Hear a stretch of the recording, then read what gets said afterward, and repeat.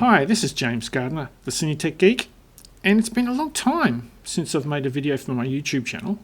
And I suppose the main reason for that is because I've just been busy running my, three small little autonomous cinemas. I do run them myself. I don't have any staff, but I run them all from my little office here, as you can see. But today I've got a little bit of a demonstration of what happened at this HDR demo that I did with the Barco projector. And I really wanted to bring some light to some of the things I discovered and how it could also, put a new narrative in terms of cinema and where it's going. And I wanted to cover that in a video because it gets out there more, and I hope to set the narrative on this of how the development of non-proprietary, over-the-counter sort of purchased projection system like we have with our typical projectors today, now coming to HDR, how that's an important point in the in our history in cinema in terms of going into the future and staying relevant with the viewers and the patrons which come to our cinemas. Anyway, I'm going to go through a presentation to try and go through all the sort of points which I want to make here. There's going to be two presentations, and one specifically more focused at what an exhibitor would be thinking and how they should take on these new developments, and one more towards production and how they can produce content for this new projector, and how it's actually very easy. It really just adds on to their current workflows, which they have been doing for a long time for their HDR for typical streaming networks. Anyway, let's get into the presentation and go through some of these topics. I'm calling it Future-Proofing the Big Screen, Why Cinema Still Matters, because of the negative sentiment in cinema recently. So let's get into my sort of perspective here. Disclaimer first, I want to really make it very clear that these are my own opinions, as you can see on the screen or on the slide here, and that when I contributed to the Barco demo, it was purely on my own learning and to stay informed about the technology. I was not paid or given any form of compensation for working on that. I was loved that sort of stuff. I've been doing and following HDR for cinema many years ago. It's taken a lot of time to get to where we are today, and I'm very happy that we're there. So let's keep going. Target audience, I've already mentioned. I'm making a presentation for the cinema exhibitor and one for the content creators. And there's what we'll be focusing on each of those presentations. Focusing on the interests of the exhibitor. So I really want to go through here, and one of the main reasons I want to put these ideas out into the industry. The cinema industry is facing a crisis of sentiment. Because of the poor, relative to the pre-pandemic, the attendance level is not as good as it used to be. For many reasons, which I could go into, not in this video, but there's many reasons that could be the case. We want to take meaningful steps to turn around that sentiment into a positive one. Cinema's got a lot of life in it. It's not going to go away. It's been very meaningful and affected many people's lives. It's the most passionate thing people can do. There's so much passion behind cinemas and fandom, etc. So we really need to build on that and look forward and grab onto the things which improve cinema for the audience. So we need a forward-looking narrative, and HDR can be that. Like I'm saying there, one that shows we're not just surviving, but innovating and evolving, because we are, and we need to keep going in that direction. Let's go to the next one. The main message for exhibition: we must take the lead in shaping the narrative around cinema exhibition. Right? It's essential to demonstrate that cinema is evolving. Now more than ever, cinema plays a vital role in society. It remains one of the few shared weekly group activities that brings people together in a meaningful way. So how can we contribute to this evolution? I really want to make a point here. These projectors aren't going to be cheap. It's new technology, typically for the larger screen. So it's not going to be as applicable to people like me. I run small cinemas with 50 to 70 seats screens. I don't I'm not really going to be able to justify the current technology. I expect it, if it catches on, there'll be smaller projectors that can also do that. But for that to happen, how to contribute to this evolution? Now, these are obviously quite expensive, being new technology, and so it's a bit of an ask to spend the extra money when we're in an era of lowering attendance levels. But people are doing that, or chains are doing that, because premium format screens do index higher and make a lot more money than standard screens. So there is a bit of money being spent into uplifting a lot of larger chains' investment into the premium format locations.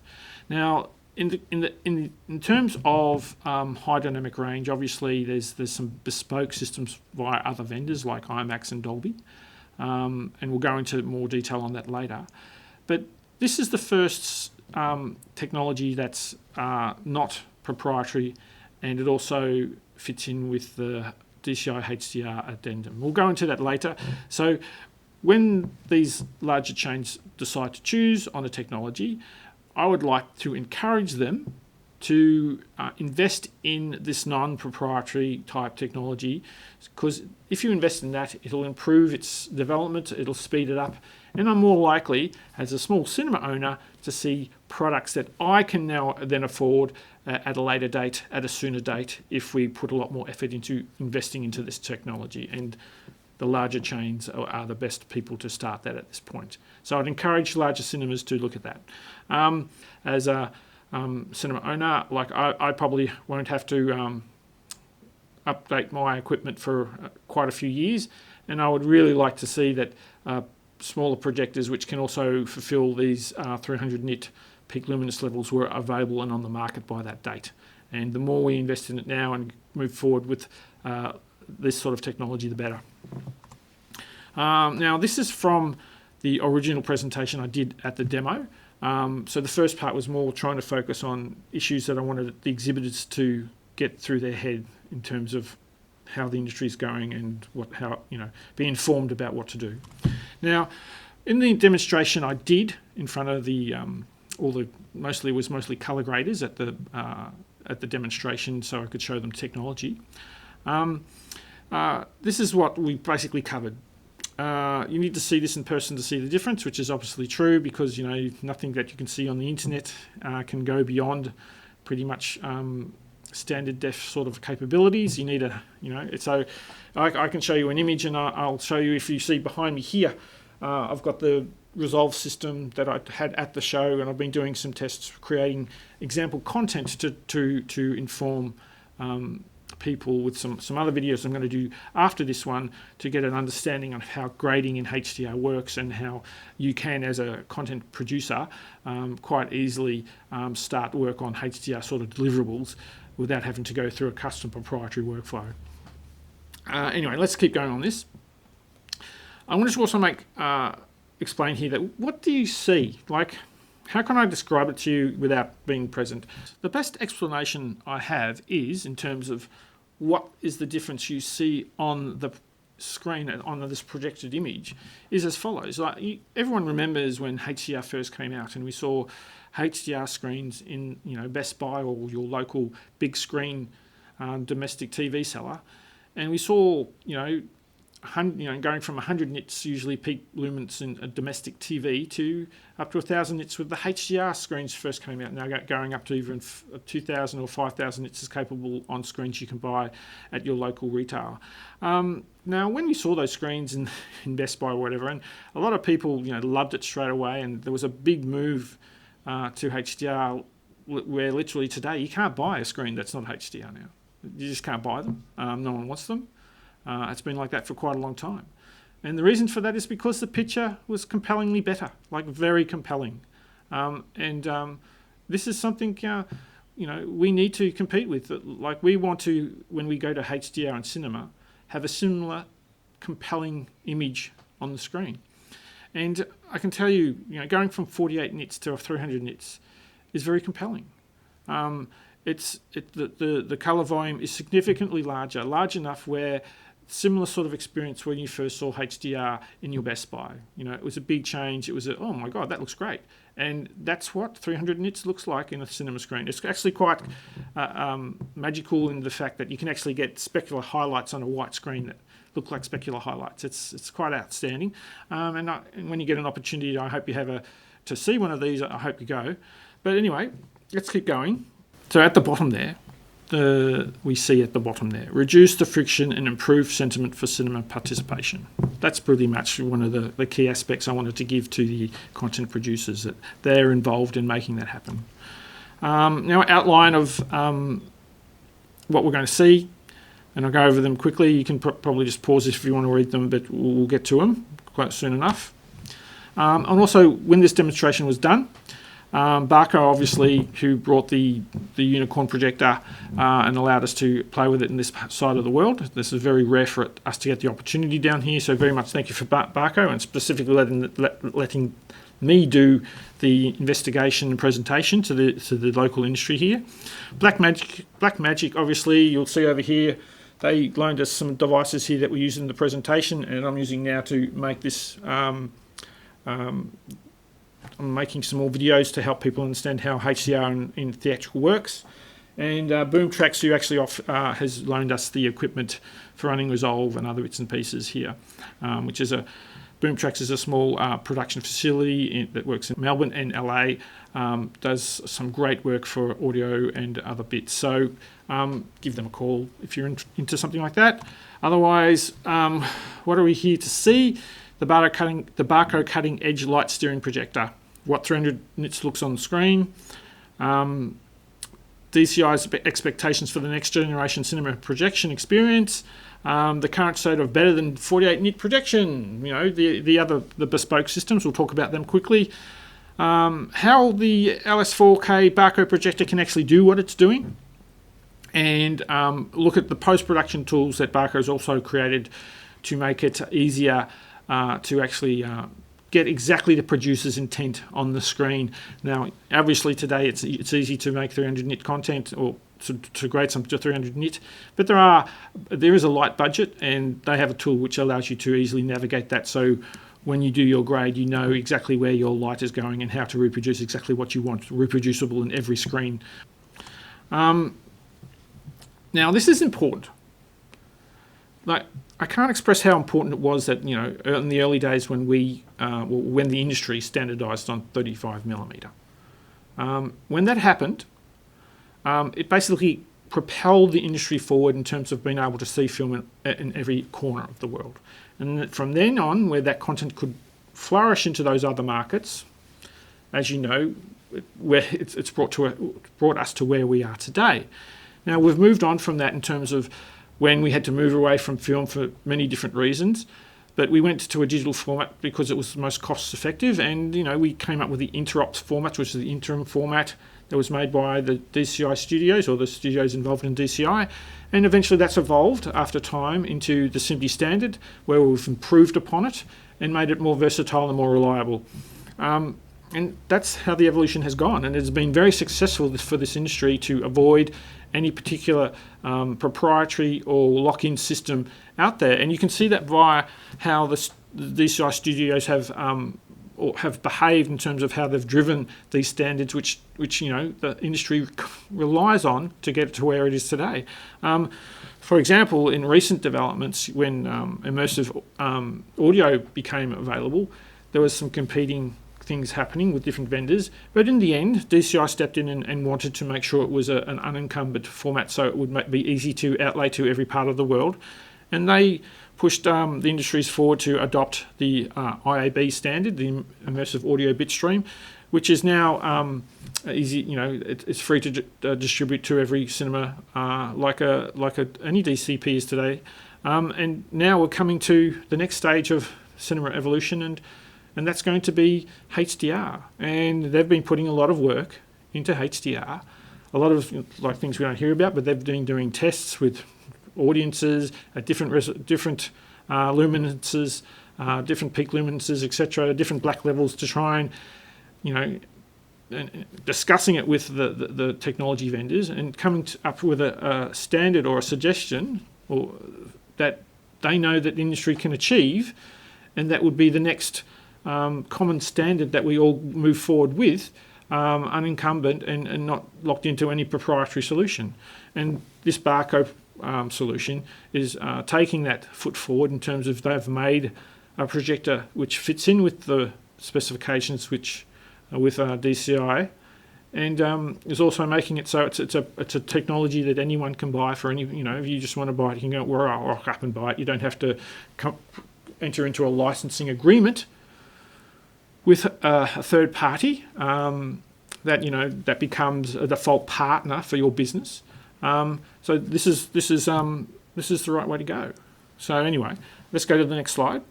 The future industry standard, DCI HDR addendum. So this is basically what has materialised out of DCI after a lot of work they have done in terms of trying to come up with the future of better images than we have today in cinema. And this document has been developed. It takes into account all the technologies available today in terms of not just projection technologies, but emissive screen, LCD screens, and has put some requirements or limitations of what needs to be achieved to be acceptable via the industry.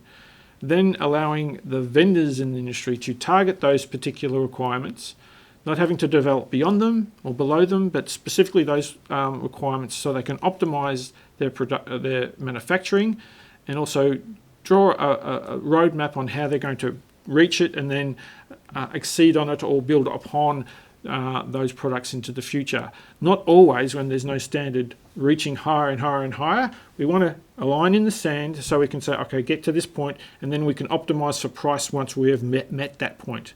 And that's why it's very important that for that to exist and why DCI has done this, in my opinion. So this projector that we did the demonstration for is the first to have been able to cross that line. And I expect the other vendors will, once now it has shown to be doable, will also develop products to that requirement, and that will be, where they improve on from for price and performance will be based on this level of picture quality achieved. So in this slide, I just went over what was expected via the standard, right? Our current DCI projectors, HDR addendum specifications and the colour, some technical numbers. But as you can see there, the HDR addendum has significantly better numbers than the good old standard definition or standard dynamic range projection, and it's a vast improvement, especially you can see there in the contrast. So what's the state of better than traditional film and digital 48-nit technologies? So we're basically talking about anything that's currently the proprietary systems and now the Barco systems. So I've got some numbers down there which goes over what those systems can achieve. Unfortunately, those systems are unlikely to achieve better than their current luminance levels without a completely new redesign.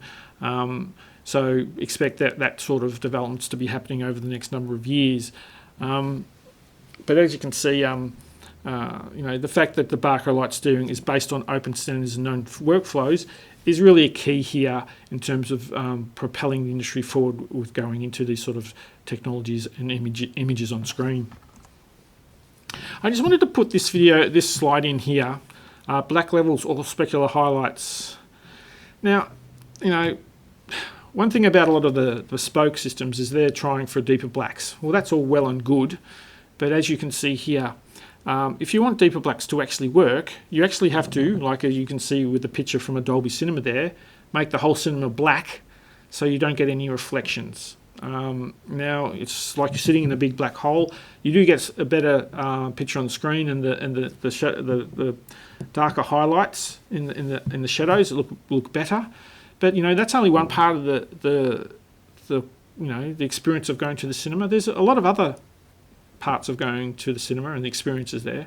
And one of them, which is going quite well now, if anything, some of the only cinemas which are rolling out lots of sites at the moment are cinemas which are very much into the experience side of going to the cinema. And you'll see an image there from Everyman Cinema. Now that's got a lot of bright surfaces and will reflect a significant amount of light back to the screen. So even if you had a Dolby projector or something like that, the fact that it can go to those ultra low nit levels is going to be a little bit like not really. You won't really see it on screen because the wash coming from the reflected surfaces is going to make it hard to see the ability to make black levels that low. So what's the important part of going to the cinema? Being able to see into those shadows on those few scenes where it's needed, or having an experience in the cinema where it's funky, it's fun. If anything, if we can bring the specular highlights up and still have the colourful cinema, that's a great combination. You can really see the sparkle in people's eyes when you're looking into their eyes. Because when we look at the screen and there's people, we naturally look at their eyes because the eye. They say the eyes is the winner to the soul. It's because we naturally look at people's eyes because it's one of the most emotionally sharing or empathetic sharing sort of device that we have on each other. And the fact that HDR makes the specular sparkles and everything in the eyes much better, it gives a much more emotional impact to me. But that's my experience. That's what I've noticed when I've been sitting in these new 300 nit cinemas, is that really stands out to me. And I think it would stand out to a lot of patrons as well. So I just wanted to bring up that how you shape your product for your consumer is very much relevant to how you want to present your experience. So I just wanted to make that point. Secondly, this is actually an extra slide I slotted in here because I think it's an important point again. What's your best return on upgrading your premium experience? Is it immersive audio, or now would it be HDR? Let's just consider immersive audio. How often, when you're sitting in the cinema and you've got an immersive audio screen, how often do you notice that you're in an immersive audio screen? Well, maybe when there's a big action sequence and there's a lot of stuff going on. Anything that's like talking heads or traditional drama, it doesn't really matter. But with HDR, you see it nearly all the time. So that's a better investment in my book. I prefer to be in a 5.1 cinema with HDR than a standard definition or SDR and an Atmos screening, because I think I get much better return on my money for the ticket because I can see it and it's there all the time in my face that I'm getting the better experience. So that's another aspect I wanted to bring to your attention. It's my opinion. You would have your own opinion. It's something to consider. So here we are. Conclusion: DCI HDR addendum is the new 35mm, which to me means that what pushed 35mm and opened our market in terms of Hollywood or making films. This new HDR addendum is that now that for moving to high dynamic range and improving to the next stage of image quality in cinema, and especially when at home people have got these sort of high quality displays already. We do need to lift our game to be competitive or look like we're just as good as sitting at home watching it. Going to the cinema, you're going to get a similar image, but with all the other aspects and improvements that cinema gives you in terms of the environment, the black, just the screen and you, and that relationship sharing with friends, and it's more focused on the experience. It's a good combination that we need to really go to. So they've got all the points there, but at the end of the day, let's look at the last point here. The industry wants this as it means lower costs for production, because it's not proprietary, for example, and reduction in deliverables, because we're now, like we are with standard dynamic range in the everyday DCPs in cinema that we go to every day today, where they can use the same DCP, and that's sent across the world, and that's one DCP or one version of it that's shared mostly throughout the world. We want that also with HDR, because currently we've got a lot of bespoke systems and you have to go them specifically graded, specific this, etc. And we just are getting a magnification in deliverables, and that magnification in deliverables is a magnification in costs, and that's not what we want. We want to come together along a common goal, common target, so we can share the benefits from doing so. And that's an important reason why we need to go along with, if DCI's come out with a standard, we need to follow that standard so we can achieve those cost savings. Very important. Here we go. Lower costs how? Any post house can pretty much set up their grade 1 monitors to emulate what's going on in the cinema. That's exactly what I've got here. you pretty much see the system I had here. This is a cheap HDR typical screen you can buy from Best Buy or whatever in your region. It's basically the cheapest one I could buy. I actually bought it for my mum, who unfortunately she passed last year, and I brought it to work just so I could look at it, and it helps me remember my mum too. But and I plugged it into that screen, and I can actually see it does HDR. I've actually set it up for doing the different grades at the different levels, and I've emulated on the screen right here, right now, and any post house can do that as well. They can pretty much get to 95%, 98% of the mastering requirements for a HDR film for 300 nits by Barco, and then they may want to use the Barco box to actually control it more succinctly so they can control the budget and know exactly what's going to happen on the screen. But they can do all that before they may go to a suite where it actually has one of the Barco projectors to actually see what it looks like on screen. But pretty much you're just going there to tweak it, if anything, and just make sure it looks like what you expect it should look like. And you're saving costs significantly rather than having to do it with other bespoke or custom production facilities to do that. So it really opens the cost savings for more people to make content, and more people making more content drives the requirement for more cinemas needing projectors to show that content. The chicken before the egg sort of scenario. So anyway, so let's go again. I mentioned the Barco LSB-430. That's the tool that allows you to actually emulate the light budget that happens on the screen, so you know how to best utilize the light. If you go over budget, the system, like in traditional HDR screens in the past, they would just compress down the rest of the image to try and emulate what you're trying to do on the screen. But as you're doing theatrical release and you want to control it to the nth degree, the box will allow you to actually graph that out, etc. I'm going to do a video on that later on where you can actually see exactly how it works. Production of DCPs will become extremely cost effective. It's basically the same as today. For example, this test video I'm making here, I'm just going to hit Resolve can render to DCPs. I'm just going to render to a DCP for this content, and it will be compatible with the Barco projector and any other projector that comes along with a player that can do HDR content. So that's really good. It's pretty much transparent, or will be. Again, I mentioned before, if we have a standard to hit, multiple vendors can just focus on meeting that standard and making it cost effective. That's what we want to see. All the equipment is off the shelf. Like the Barco projector is pretty much something you can just rock up and say, I want to buy this projector, here's the money, and off you go to the races. It's not a licensed product where you're actually entering into a partnership. It's something that is up to you to do with do with what you will. And because of this, the market is competitive. That's what we want. We want a competitive market to keep cinema cost effective and relevant. If it gets to be stupidly expensive, obviously that's not going to sell in terms of selling ticket prices at stupidly high prices. We need to be cost effective so we can keep those prices down. Lastly, this is the name of the presentation I gave to the graders that came to see the projector, Mastering for the Future, where post meets projection. Thanks for coming for those guys who came, and also thanks for watching my video if you've gotten this far. It's very technical and very industry specific, so that must be where you are. I hope you enjoyed my little discussion here with a slideshow and presentation, and I hope it really encourages you as a cinema owner, or if you're a content producer, that there is a lot of promise here. Many things to look forward to in terms of what can be done in the cinema and the experiences that we can give and the emotions that we can share through the screen in the cinema with this new technology. Anyway, James Gardner, CineTechGeek. Bye for now.